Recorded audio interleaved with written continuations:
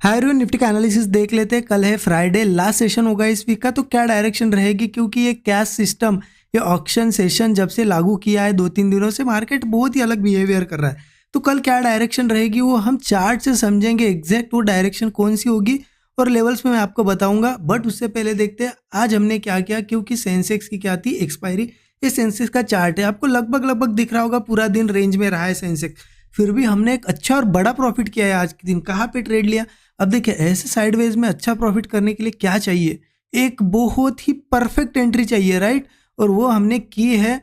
कहाँ पे लिया ट्रेड मैं आपको बताता हूँ सबसे पहले, और उसके बाद मैं आपको ये बताऊंगा कि आज सेंसेक्स में बहुत बड़ा मैनिपुलेशन भी हुआ है लास्ट में 15 मिनट में, उसको भी समझाऊंगा। तो पूरा एनालिसिस देखिएगा। यहाँ पे मैं निफ्टी के चार्ट पे ले जाता हूँ। सबसे पहले आपको निफ्टी के चार्ट पे आते हैं और उसके लिए हम क्या करते हैं, पहले 15 मिनट चार्ट पे चलते हैं।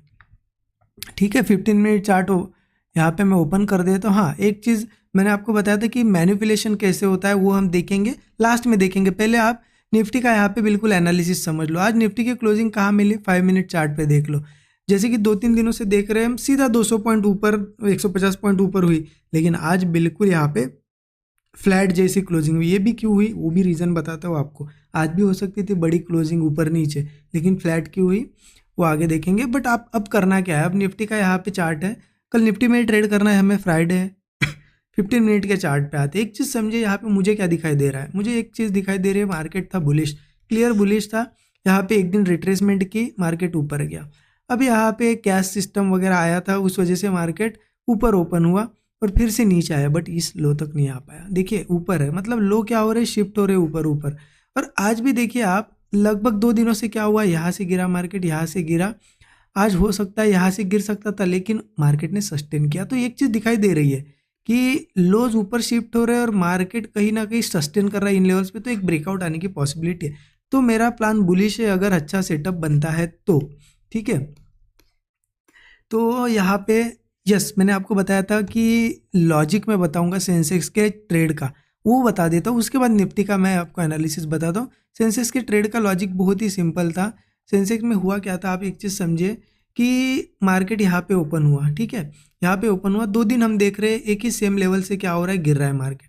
मतलब सेलिंग दिखाता है और गिर जाता है, सेलिंग दिखाता है और नीचे के लेवल पे चला जाता है। तो आज भी क्या हुआ, मार्केट ने यहाँ पे पहले बायर्स को थोड़ा बुलाया, फिर सेलिंग दिखाई। अब सबको लगा यहाँ पे कि 2 दिन सेम ऐसा ही हुआ है, आज भी ऐसा ही हुआ।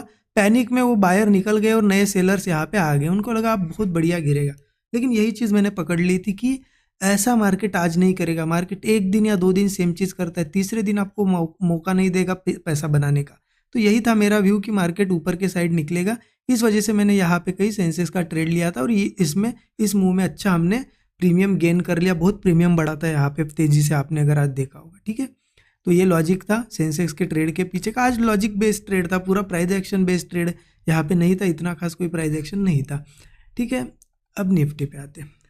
तो निफ्टी का मैंने क्लियर बता दिया आपको कि कहीं ना कहीं ऊपर ऊपर की लेवल पे है, निकलने की कोशिश कर रहा है। तो मेरा व्यू बहुत ही सिंपल है, कल मुझे अगर यहाँ पे फ्लैट या छोटा सा भी गैप डाउन दिखता है और होल्ड करके ब्रेकआउट दिखाता है, तो मैं कॉल लेने के लिए रेडी हूँ। मुझे लगता है कि ऊपर यहाँ पे निफ्टी में 24,760 लेवल, जो कि ये लेवल आ जाती है। ठीक है, ये एक हाई है। उसके बाद 24,860, और जैसे कि मैंने कल भी बताया था 25,000 एक रेजिस्टेंस होगा साइकोलॉजिकल, और उसके भी ऊपर जाता है तो 25,170 ये रेजिस्टेंस हो गए। क्योंकि देखिए 1 दिन, 2 दिन, आज तीसरा दिन ट्राई कर रहा है मार्केट। कल सीधा गैप अप अगर हो गया तो ऊपर, तो बुलिश ही ट्रेड लेंगे। अगर गैप अप भी होता है तो ध्यान रखना, सिर्फ इन रेजिस्टेंस के पास प्लान मत करना, इनके ऊपर जाने देना। मतलब 760 पे मार्केट है, तो एक बार इसके ऊपर सस्टेन करना है तो फिर प्लान करो 860 तक का एक टारगेट लो, इसके ऊपर जाएगा फिर 25,000 तक का टारगेट लो, ऐसा प्लान करना है। और गैप अप में प्लानिंग कैसे करनी है, बहुत ही सिंपल है। गैप अप में प्लानिंग करना, गैप अप के बाद एक ही चीज़ का वेट करो, एक तो मार्केट को होल्ड करने दो, कूल होने दो, एक ही जगह पे गिरना नहीं चाहिए मार्केट। तो समझ में आएगा कि हाँ सस्टेन कर रहा है, ब्रेकआउट पे ट्रेड लेंगे। या फिर थोड़ा रिट्रेस करता है और सपोर्ट बनाता है और फिर ब्रेकआउट देता है, तो भी हम एंट्री करेंगे। तो ज़्यादातर करके बुलिश ट्रेड यहाँ पे प्लान करूँगा मैं। सेलिंग कब कर सकते हैं, मार्केट अगर नीचे आता है तो सेलिंग करने के लिए एक लेवल बताता हूँ आपको मैं। ये जो 2 कैंडल बनी है ना, इसमें से ये एक कैंडल का लो ब्रेक होना चाहिए। ठीक है, मतलब 24,560 के अगर नीचे कल जाता है तो क्या होगा, इस तरीके से एक ट्रेंड लाइन का भी ब्रेकडाउन मिल जाएगा, राइट।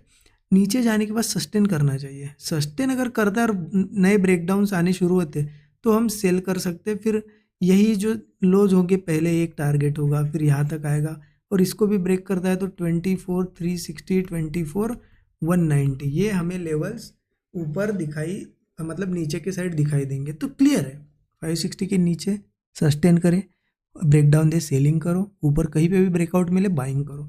बिल्कुल क्लियर एनालिसिस है, ठीक है। निफ्टी में ये करेंगे हम लोग। हाँ, अब आ जाते हैं कि मैनिपुलेशन कैसे हुआ, क्या हुआ, मैं उसको भी थोड़ा सा आपको एक्सप्लेन करता हूँ। आप देखिए सेंसेक्स में आज बहुत बड़ा मैनिपुलेशन हुआ, सेंसेक्स 315 को मार्केट क्लोज हुआ, ठीक है। अब आइडियली क्या होना चाहिए, आज की एक्सपायरी थी तो पूरे कॉल और पुट, अगर सेंसेक्स 78,800 के आसपास आई थिंक ट्रेड कर रहा था, तो इसका कॉल और पुट होना क्या चाहिए, दोनों जीरो होने चाहिए, क्योंकि मार्केट तो क्लोज हो गया 315 को। लेकिन दोनों में प्रीमियम बाकी था 250 रुपये, और ये प्रीमियम लास्ट 2-3 कैंडल पे मैनेज किया गया, ठीक है। तो क्यों किया गया, पहले पुट्स जितने भी थे पूरे जीरो किए, ठीक है, और कॉल को एक पर्टिकुलर प्राइस पे रखा, ठीक है। पुट का जो चार्ट था पूरा जीरो कर दिया और कॉल का जो चार्ट था एक प्राइस पे लाके खड़ा कर दिया, और वो एग्जैक्ट वही उतना ही इंट्रेंसिक वैल्यू था। जो लोग अब थोड़ा सा डिटेल में जानते हैं ग्रीक्स को, उतना ही इंट्रेंसिक वैल्यू था कॉल में, जो यहाँ पे जहाँ पे मार्केट आज क्लोज हुआ 78,950 समथिंग यहाँ पे दिख रहा है ना, हो सकता है थोड़ा ऊपर नीचे हो, लेकिन इस लेवल के आसपास क्लोज हुआ, राइट।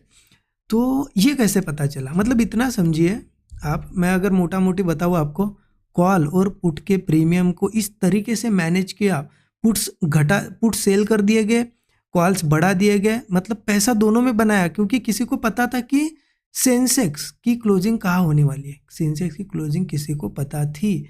अब वो कैसे पता हो, कोई बड़ी बात नहीं, कैश सिस्टम में जो ये अभी लाया है ना यहाँ पे जो ऑक्शन सेशन है, ये ऑक्शन सेशन में सेंसेक्स की क्लोजिंग प्राइस डिसाइड करना कोई भी बड़ी बात नहीं थी बड़े प्लेयर्स के लिए, क्योंकि ये सिस्टम अभी आया है।